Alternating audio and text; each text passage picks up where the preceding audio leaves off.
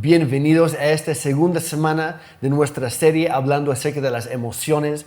Y lo que estamos haciendo, estamos estudiando juntos algunas diferentes emociones que Jesucristo mismo demostraba en su vida. Y muchas veces cuando pensamos en Jesús, lo primero que viene a la mente es su amor, su compasión, su bondad, su misericordia, muchas cosas así. Pero hay otra emoción que de repente también vemos en Jesús y esa fue la emoción del enojo. Jesús también se enojaba a veces. Y entonces vamos a hablar de esto el día de hoy, de enojado como Jesús. Ese es el título de hoy, enojado como Jesús. Y nada más para sondear, ¿tú conoces a alguien enojado? Sobre todo tal vez en las redes sociales o tal vez a alguien en casa. Y antes de que le des un codazo por ahí a tu lado o que llames del otro cuarto, oye papá, vente a escuchar eso para ti, yo quisiera animarte. Antes de querer señalar a alguien más o pensar en alguien más, vamos a mirar hacia adentro. Entonces, para comenzar en esto, vamos a orar y poner este tiempo nuevamente en manos de Dios. Padre Santo, gracias porque tú estás con nosotros en este día. Gracias porque hoy tú nos vas a hablar a través de tu palabra, la Biblia, a través de tu Espíritu Santo. Y Señor, yo también te pido que uses a mí también. Dios, queremos escuchar tu corazón y no solamente escucharte, sino también movernos a actuar de acuerdo a lo que tú nos estás hablando y cambiar aquello en nuestra vida que no te honra a ti. En el nombre de Jesús. Amén. Entonces, hablando del enojo, hay cierto riesgo porque a lo mejor a lo largo de este tiempo juntos es posible que quieras enojarte conmigo. Yo nada más soy el mensajero aquí, por favor no te enojes conmigo. Y también podemos ser tentados a pensar, no, es que seguramente Jeremy está pensando en fulano de tal o pensando en mí o esto va dirigido a mí. No, quiero asegurarte, no traigo absolutamente ninguna agenda oculta por acá. Es simplemente para crecer juntos en la vida cristiana y tener una perspectiva bíblica acerca de esta emoción que es el enojo. Entonces, aquí está la cosa. Muchas veces pensamos, no, pues, ¿será pecado o no enojarme? O si yo me enojo, como es pecado, luego Dios se va a enojar conmigo. Y quiero aclarar de esta entrada. El enojo no es necesariamente un pecado, es una emoción, igual que la felicidad y muchas otras cosas. Es una emoción. Lo que termina siendo un pecado o no es lo que hacemos con nuestro enojo.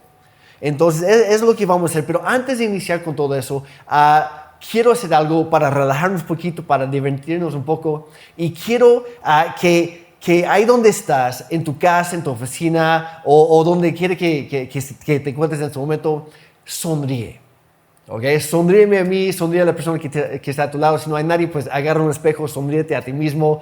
Es más, si tienes que hacerlo, oblígate incluso a reírte tantito, lo que sea. O sea, puede ser lo más falso que sea, no importa, pero la cosa es sonreír. Si te cuesta demasiado, entonces simplemente agarra tus dos dedos y estira tu boca hacia tus orejas y ya con eso. Pero el punto es sonreír, ¿ok? Entonces, por favor. ¿Y por qué digo esto? Porque en nuestros tiempos, la verdad, afuera puede haber muchos problemas, puede haber muchas dificultades, puede haber muchas razones que quieren robar nuestro gozo, que quieren robar nuestra paz. Pero, y obviamente viendo la situación, incluso vemos muchas cosas, sobre todo en redes o en la política o en lo que sea, y nos causa enojo. La verdad, nos molesta, nos irrita y a veces con buena razón.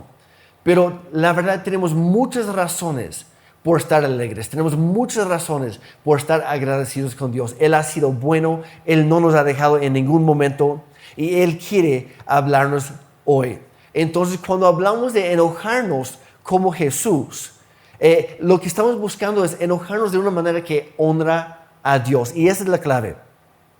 Entonces, quiero empezar en Efesios, capítulo 4, versículos 27 y 26 y 27. Dice, si se enojan, no pequen, no permitan que el enojo les dure hasta la puesta del sol. Y luego dice algo interesante, dice, ni den cabida al diablo. En otra versión dice, de plano, enójense, enójate, dice. Pero luego dice, no peques. O sea, que nuestro enojo no nos lleve a pecar. podemos enojarnos sin estar cometiendo pecado, pero hay que tener mucho cuidado. Luego dice, no permitas que el sol se ponga, o sea, que se acabe el día cuando sigues estando enojado. Luego dice, no den cabida al diablo. Y quiero explicar eso un poquito. Porque el cuadro que nos pinta la Biblia aquí, en Efesios, habla de una casa o de un cuarto que tiene una puerta. Y cuando dice que no demos cabida al diablo, habla de que no permitamos que el diablo meta su pata sucia en la puerta de nuestro hogar, de nuestro corazón, lo que sea. Porque si logra meter la mano, la pata, lo que sea, entonces le estamos dando acceso a nuestro corazón, a nuestra casa, a nuestra familia, a los que más amamos. Y una de las maneras que podemos dar acceso al diablo a hacer lo que él quiera con los nuestros o con nosotros es a través del enojo. Entonces, la verdad, hemos visto muchos matrimonios que están pasando momentos muy difíciles porque uno o los dos no quieren perdonarse, no quieren reconciliarse rápidamente, siguen enojados, siguen peleados, siguen ofendidos, y ahí es cuando dan permiso, dan acceso al diablo a hacer toda clase de destrucción en el matrimonio. Igual hay amistades que tienen años y de repente por una ofensa se explota todo. ¿Por qué? Porque dan acceso al diablo en esa relación. Y muchas veces en nuestro esfuerzo por hacer un bien y defender nuestros derechos o nuestra opinión o lo que nosotros pensamos que es lo correcto, a veces nos enojamos, pero abrimos la puerta a que cause más destrucción en lugar de causar algo bien, algo bueno. Entonces, por eso dice, en tu enojo no peques, ni den cabida al diablo. Y lo que vamos a hacer es leer juntos algunos versículos que se encuentran en Mateo capítulo 21. Y habla de una ocasión específica en la que Jesucristo se enojó, y se enojó mucho. Y el contexto de esto es que Jesús apenas había entrado a Jerusalén para celebrar la Pascua. Y hay que entender que normalmente, según los historiadores, la ciudad de Jerusalén tenía normalmente unos 40,000 más o menos personas, habitantes en la ciudad. Pero en Pascua llegaba casi cada judío de todo el imperio romano y se conglomeraban ahí en la ciudad, se atascaban ahí y hasta tenían incluso hasta 250,000, 250,000 personas en una ciudad que normalmente tenía 40,000. Entonces la ciudad estaba atascada hasta no más no poder. Y aparte de esto, es que esta era la última semana de Jesús antes de morir en la cruz. Y él lo sabía, él sabía a qué iba. Él sabía que le quedaban literalmente unos 5 días más o menos. Él sabía que el tiempo apremiaba. Y podemos comprenderle entonces sabiendo que pues, es posible que Jesús andaba algo tenso. Y cuando lo vemos enojado, a lo mejor pensamos, no, pues se le fue, o sea, le ganó la emoción del momento, lo que sea, y no prestamos mucha atención. Pero lo que quiero hacer es sí prestar atención a lo que sucedió. Porque él entró al templo y vio algo que estaba mal. Vio, por ejemplo, mucha avaricia, vio corrupción, vio hipocresía, vio abusos, vio que estaban dando un mal uso a la casa de Dios, al templo, a la casa de su padre. Y luego hace algo que es totalmente fuera de lo normal para él. Se enoja. Y él, en su enojo santo, empieza a voltear unas mesas. Y lo vamos a leer Mateo 21, versículos 12 y 13 para empezar. Dice, Jesús entró en el templo y comenzó a echar a todos los que compraban y vendían animales para el sacrificio. Volcó las mesas de los cambistas y las sillas de los que vendían palomas. Les dijo, las escrituras declaran, mi templo será llamado casa de oración, pero ustedes lo han convertido en una cueva de ladrones.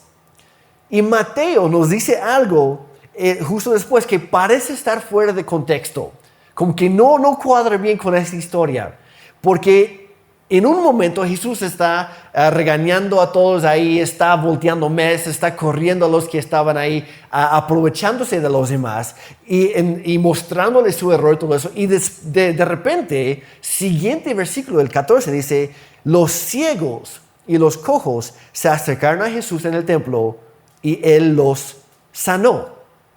¿No es un poco extraño? Parece combinar dos diferentes historias en una, pero no.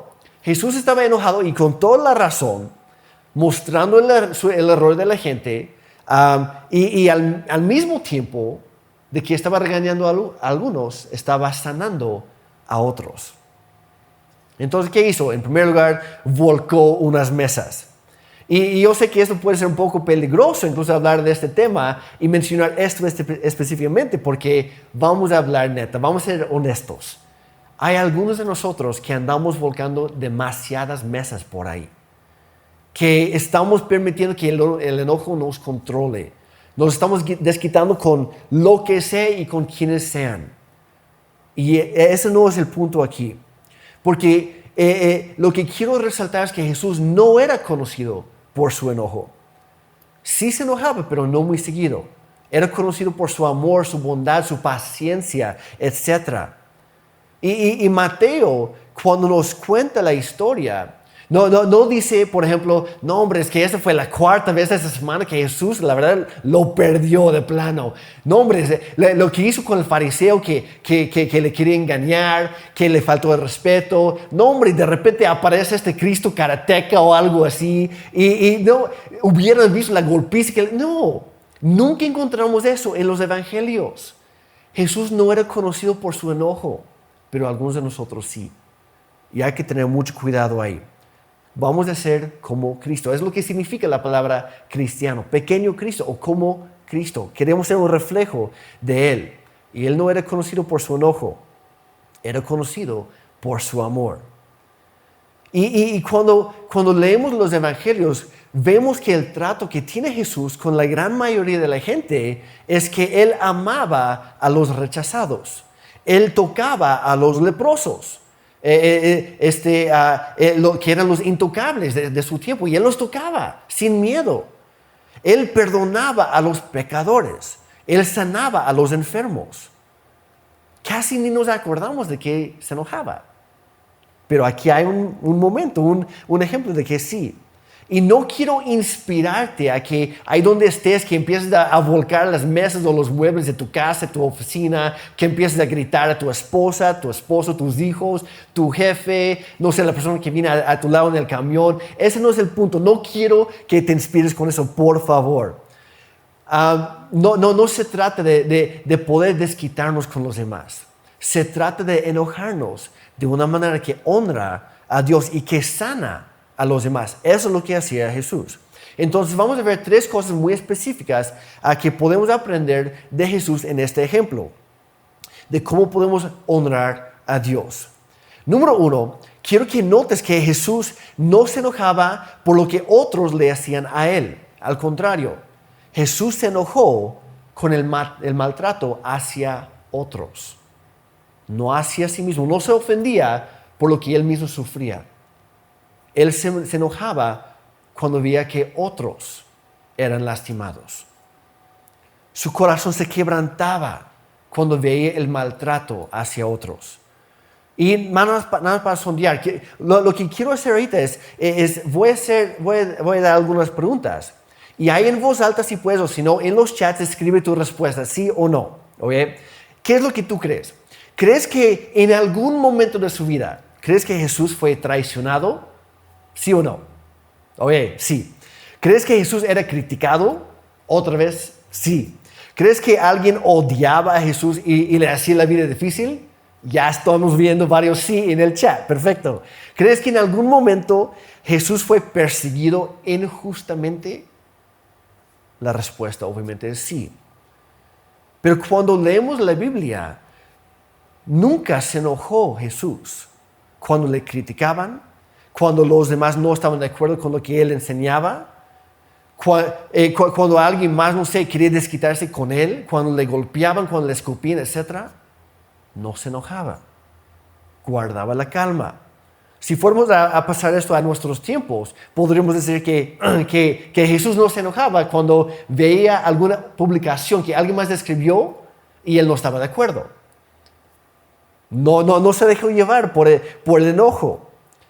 Él se enojaba cuando otros estaban siendo lastimados. Entonces, igual, antes de querer echar la pelota a alguien más y decir, no, pues tú tienes que escuchar eso porque tú eres el enojón de la familia o de la empresa o lo que sea. No, vamos a ver hacia adentro. ¿Qué es lo que te enoja a ti? ¿Qué es lo que te molesta? ¿Qué es lo que te irrita? ¿Qué es lo que te saca de quicio? ¿Me explico? O sea, ¿qué es esa cosa o quién es esa persona? Que de repente nos cachamos guardando rencor hacia ciertas personas. O estamos criticando a los demás porque no están de acuerdo con nosotros o viceversa. O de repente nos encontramos odiando a ciertas personas o ciertos grupos de individuos cuando deberíamos estarlos amando. Cuando alguien te lastima, te traiciona, miente acerca de ti o esparce chismes o calumnias acerca de ti, lo que sea. Es algo muy normal, muy natural responder con enojo. Pero la buena noticia es que nosotros como hijos de Dios, como cristianos, no estamos obligados a seguir el mundo natural. Al contrario, vivimos y servimos a un Dios que Él nos da la capacidad de sobrepasar lo natural y vivir en lo sobrenatural. La Biblia es muy clara que para los seguidores de Jesucristo, cuando alguien nos hace mal a nosotros, somos llamados no a buscar la venganza, no a odiar a los que nos maldicen, sino a bendecirles, a perdonarles. No hay que olvidar eso, a eso somos llamados. Entonces, ¿cómo podemos perdonar a los que nos ofenden? Yo no soy diferente a ti. Quiero que entiendas esto. No porque soy un pastor o predicador o algo. No. Yo soy igual a ti. Yo también me enojo a veces. Si no, pregunten a los que me rodean, a los que más amo, los que más me aman a mí. Me han visto enojado. Y de repente sí, obviamente a cada uno de nosotros nos molesta, nos lastiman y queremos enojarnos y vengarnos y justificarnos en nuestro enojo. Pero ¿cómo podemos perdonar a alguien que me ha lastimado? La Biblia nos enseña que debemos perdonar a otros de la misma manera que Dios nos perdona a nosotros. Lo menciona en Efesios 4, también en Colosenses capítulo 2, y te animo a buscarlos ahí. Y no sé tú, pero la verdad, cuando yo pienso en eso, en cuánto me ha perdonado Dios, híjole, Dios me ha perdonado muchísimo, cañón, por muchísimas cosas. Y no solamente desde hace años, desde esta semana, o sea, en estas horas, me explico. Dios me sigue perdonando. Esa es su naturaleza y así quiero ser yo también. Si de repente me doy cuenta que estoy guardando rencor o enojo hacia alguien durante días, semanas, meses, tal vez años, que me cuesta perdonar a ciertas personas. Y yo sé que todos estamos pensando en alguien específico ahorita, esa persona. ¿Qué debemos hacer? Ahí es el momento de llegar con Dios y simplemente poner todo sobre la mesa y decir, Dios, me cuesta perdonar, pero quiero hacerlo. Porque también la Biblia dice, si ustedes no perdonan a los demás, Dios tampoco va a poder perdonar a ustedes. Por esa falta de perdón, por ese rencor que estamos guardando nosotros. Entonces nos conviene perdonar. Y Dios, necesito que tú me sanes. Ayúdame a soltar esto. Ayúdame a dejarlo en tus manos y ya soltar mis manos de ese asunto, de esa persona. De ya no buscar venganza. A lo mejor sí, no lo voy a confiar a la primera, no voy a siguiéndole el cuento, etc. Pero Dios, lo suelto en tus manos, lo perdono. Dios, sáname. Y cuando, regresando aquí a Mateo, Jesús no se enojaba con los que estaban criticando a Él o estaban menospreciando a Él, sino con ciertos individuos que se estaban aprovechando de los demás. Se enojó con el maltrato, el sufrimiento, las injusticias que otros sufrían. Y en este caso particular, volteó las mesas de quienes específicamente, de los cambistas. Y se refiere a las personas que igual hoy en día sería como ir a una casa de cambio, cuando vas a viajar a otro país y necesitas, no sé, dólares o euros o lo que tú necesites, y vas, y obviamente ellos se llevan su comisión. O sea, no te van a dar la tasa de cambio tal cual como es, sino ellos obviamente están trabajando y se quedan con una parte. Y eso se entiende. Pero en este caso, de plano estaban exagerando, estaban abusando de la necesidad de los demás. Y habla de las palomas, los que vendían palomas y los demás animales para los sacrificios. Y obviamente sabemos que cuando podíamos ir a un concierto o a algún evento deportivo o algo así, obviamente lo que pagas por un refresco, unas botanas, un hot dog, lo que tú quieras, adentro, sí, es como el doble o a veces el triple de lo que pagarías afuera. O sea, caminando unos pasos fuera, unos metros, pero saliendo del recinto, de repente los precios bajan. ¿Por qué? Porque los de adentro saben, como tienen el letrero ahí, se prohíbe entrar con alimentos ajenos, etc. Pues ni modo, si tienes el antojo, tienes que pagar un poquito más. Ok, se entiende. Lo mismo pasaba en el templo. Pero en este caso, 2 palomas afuera en la calle se vendían por 4 monedas y de los chiquitos, los peniques. O sea, eran como unos cuantos centavos, no eran nada. Pero en lugar de pagar 4 adentro, cobraban hasta 75 monedas por las mismas palomas. Y así trataban a todos, o sea, abusaban de la necesidad de los demás. Y eso hizo enojar a Jesús, porque era una injusticia. Y obviamente, ¿quiénes no pueden pagar eso? Pues los más pobres, los más marginados. Entonces Jesús se enojó, número 1, con el maltrato hacia otros. Número 2, cuando Jesús se enojó, tiró las mesas, no a las personas. Las mesas representaban el sistema que apoyaba la hipocresía y el maltrato, la injusticia, la corrupción. Y fue en las mesas que se llevaban a cabo las injusticias para marginar aún más a ciertos grupos de personas e impedir que ellos se acercaran a Dios para adorarlo. Y cuando Jesús volcó las mesas, estaba interrumpiendo el sistema que perpetuaba la injusticia. Pero no empezó a gritar a todos. Y hay que ser sabios, hay que tener cuidado. Porque mi perspectiva, mis emociones no necesariamente significan que yo tenga razón.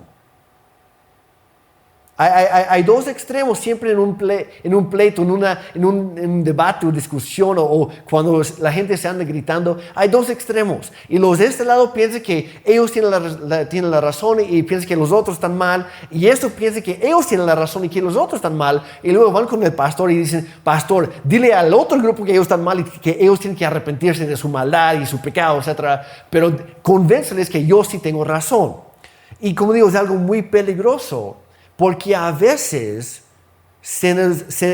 nos enfocamos tanto en querer tener la razón que olvidamos que debemos amar.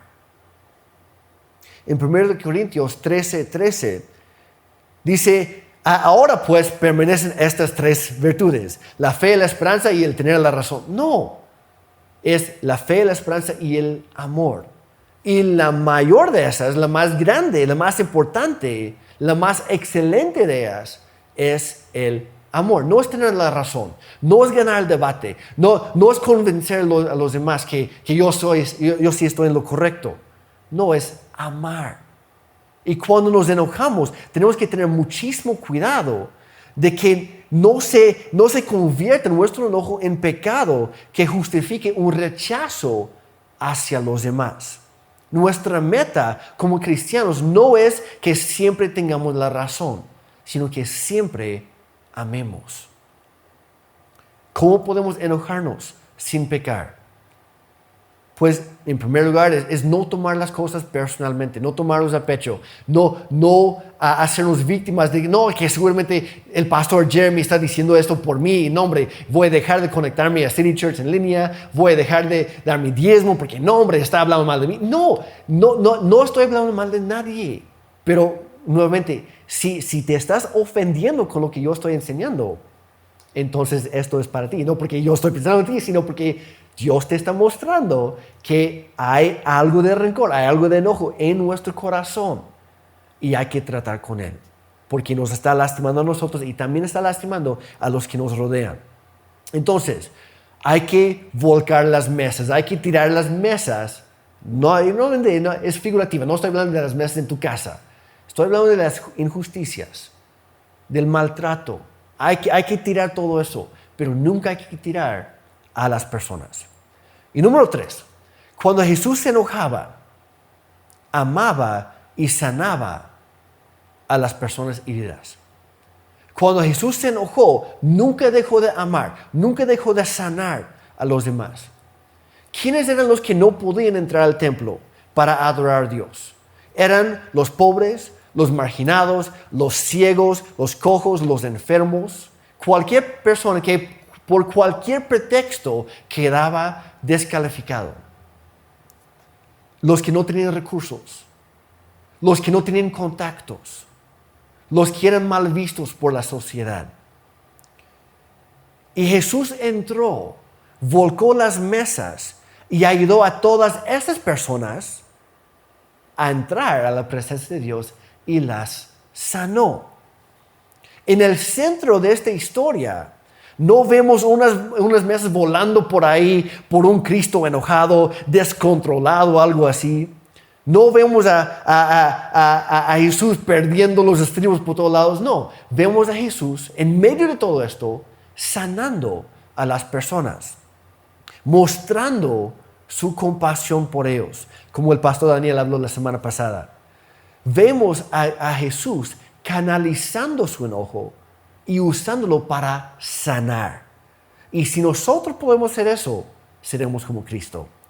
Mateo se aseguró de mostrarnos que incluso en el momento más furioso de Jesús, en el momento que Dios mismo se encuentre furioso, sigue sanando.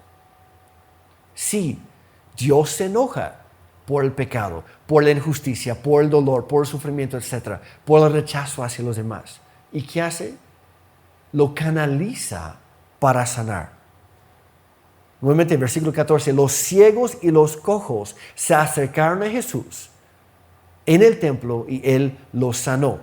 Y de hecho, cuando leemos los 4 evangelios, cada vez que encuentras a Cristo en un momento de enojo santo, no lo vemos gritando, no lo vemos posteando algo odioso en sus redes personales, diciendo algo, no, ya me harté, ya me cansé de esta iglesia, yo me voy. Imagínate El Salvador diciendo, yo me voy. Gracias a Dios no encontramos a Jesús haciendo eso. Al contrario, cada vez lo encontramos enojado. En cada ocasión también lo encontramos sanando a las personas. Siempre. ¿Qué hacemos nosotros cuando nos enojamos? ¿Qué debemos hacer? Debemos amar y sanar a los heridos.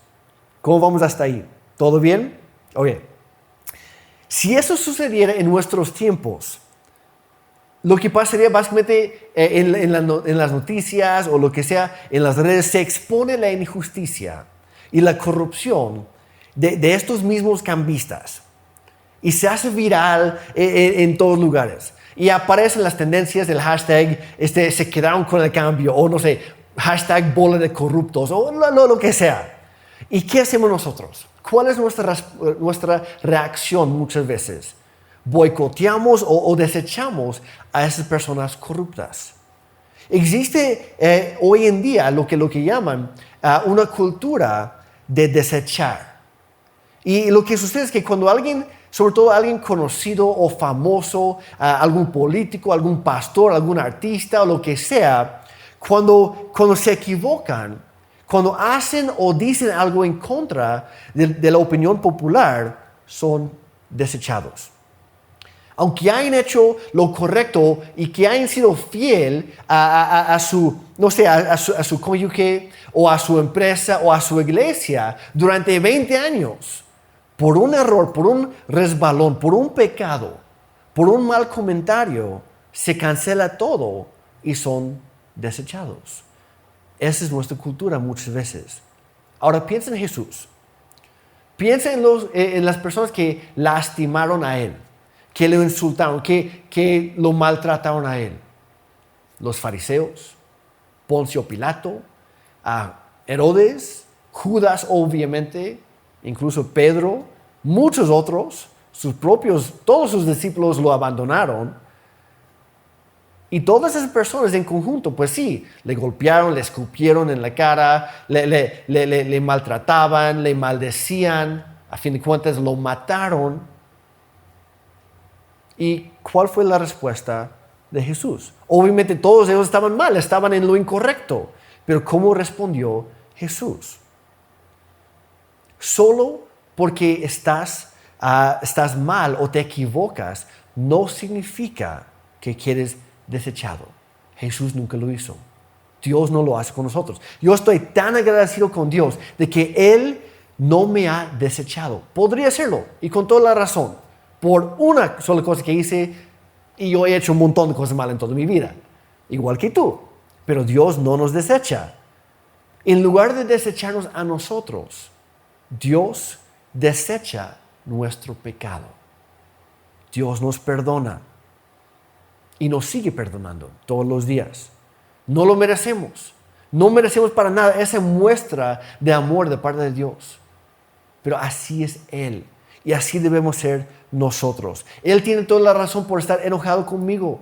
Pero en lugar de derramar su santo enojo, su enojo piadoso, la ira de su justicia, en lugar de derramar eso sobre mí, que es lo que yo merezco, Él decidió derramar su furia justificada, su furia santa, por decirlo así, su enojo santo sobre la vida de su propio Hijo Jesucristo en la cruz del Calvario, quien fue crucificado y juzgado en la cruz por mí y por ti, por mi pecado y el tuyo.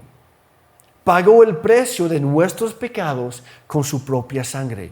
Y luego venció a la tumba, venció a la misma muerte, dando a nosotros esperanza de vida eterna y salvación y una nueva oportunidad todos los días.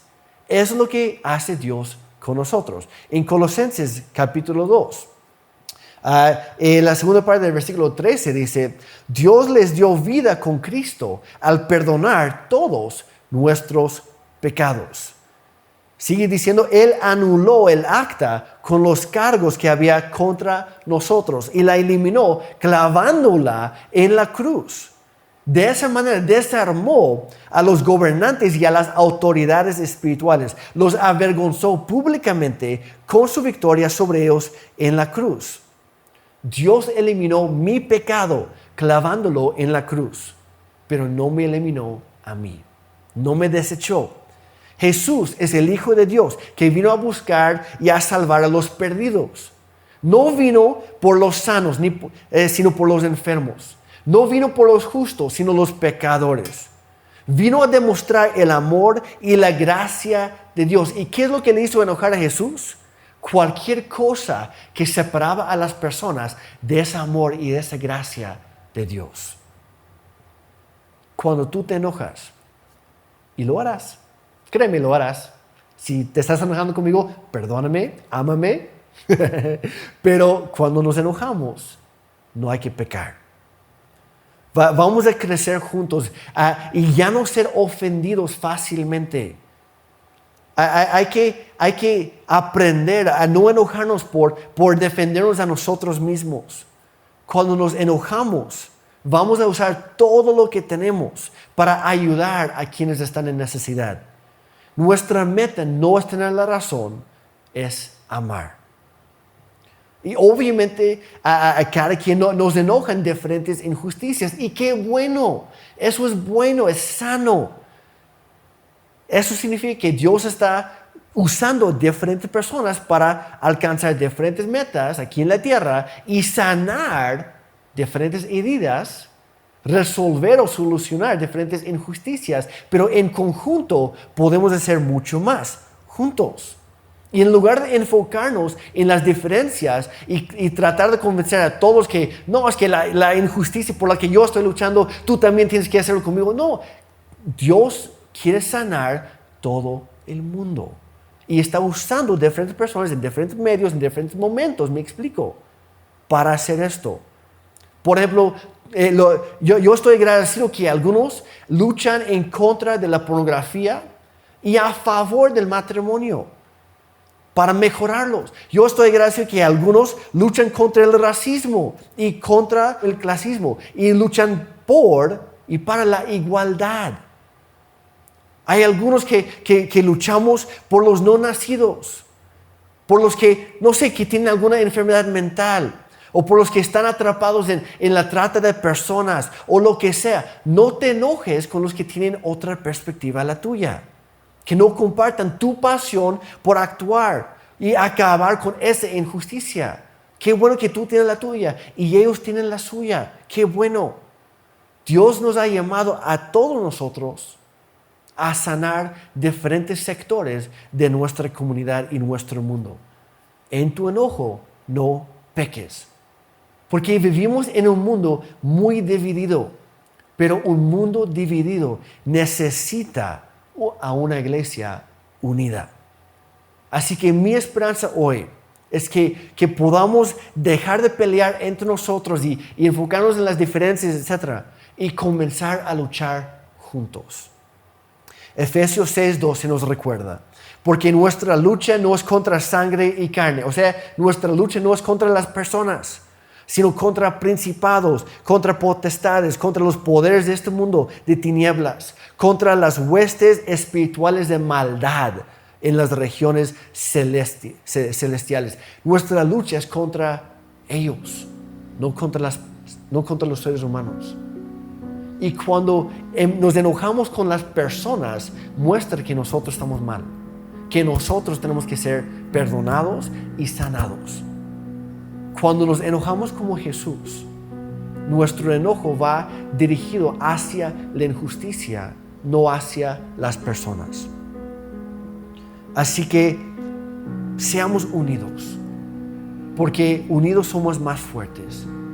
Y como menciona aquí, todos tenemos un enemigo espiritual, que obviamente es el diablo, el que viene a robar, matar y destruir. Quiere robar tu gozo, quiere matar tu esperanza, quiere destruir vidas. No le demos el gusto, hay que luchar juntos. Que seamos unidos y enojarnos de una manera sana y santa y piadosa, que trae soluciones para las injusticias. Pero sobre todo, estamos unidos para guiar a otros a ser seguidores comprometidos de Cristo, de acercarlos a la presencia de Dios. No permitamos que nuestro enojo excluya a la gente. Al contrario, que nuestro enojo santo les ayude a ser sanos y a acercarse a Dios y poder adorarlo. Esa es la meta, ese es el punto, esa es nuestra misión. Que conozcan a Dios, que conozcan el amor de Dios. Así que sí, vamos a enojarnos, pero vamos a enojarnos como Jesús. No vamos a ser conocidos por nuestro enojo, sino por nuestro amor. Cuando nos enojamos, vamos a usar todo lo que tenemos para dar esperanzas y para sanar a los que están heridos y lastimados. Y ese es el tema para hoy. Entonces quiero terminar orando y te invito a que ores conmigo. Si tú has estado luchando contra el enojo y si en estos tiempos andas muy irritable en tu casa o en tu trabajo, lo que sea, ponte a cuentas con Dios, pide su ayuda, pide que Él te sane. Incluso tal vez estás pensando en este momento, Jeremy, la verdad, yo no he conocido este amor de Dios. Yo necesito que Dios me perdone de todo, que me salve, que Él meta su mano en mi corazón, porque yo quiero cambiar. Yo quiero ser como Jesús a partir de este momento. Entonces yo te invito a hablar con Dios conmigo. Padre Celestial, gracias porque tú nos amas tanto. Dios, gracias porque tú nos mostraste un mejor camino a través de tu Hijo Jesucristo. Gracias porque nos amaste tanto que a pesar de nuestro enojo y nuestro pecado y nuestro rechazo hacia ti, tú nos sigues perdonando y tú diste todo en la cruz por nosotros. Gracias por derramar tu enojo santo sobre tu Hijo y no sobre nosotros que lo merecíamos.